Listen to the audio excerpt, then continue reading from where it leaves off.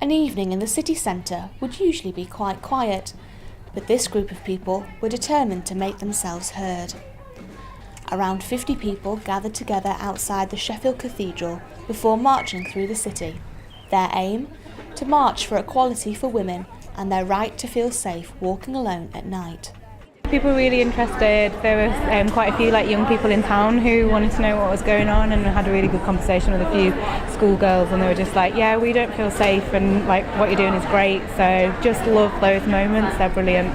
It was mixed. I think there was lots of reactions. There was one guy who was like, I completely agree, and everyone were like, yeah, and that was really cool as well. It's still quite sad that we were having to hold this march in 2015.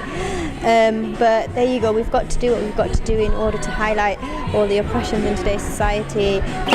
Reclaim the Night marches originated in the 1970s, when the Yorkshire Ripper was murdering young women who were on their own at night. Women were outraged that the police's advice was to stay inside, and instead they rallied together and walked as a group at night in protest.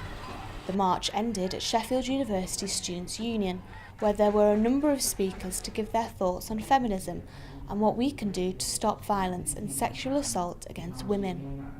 It gives women a voice, a collective voice, to say that they're not going to actually stand for these patriarchal attitudes that are out there on the street.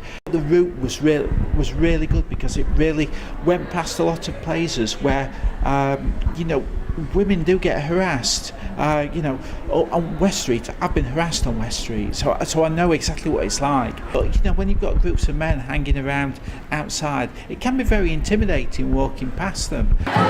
The march perhaps couldn't have come at a more poignant time, after the body of Sheffield Hallam student Caroline Everest was found after she was on a night out at the end of November. While there may still be a long way to go to achieve equality for all genders, it's clear that marches like this are the first step. This is Eleanor Ingleby for Hallam News.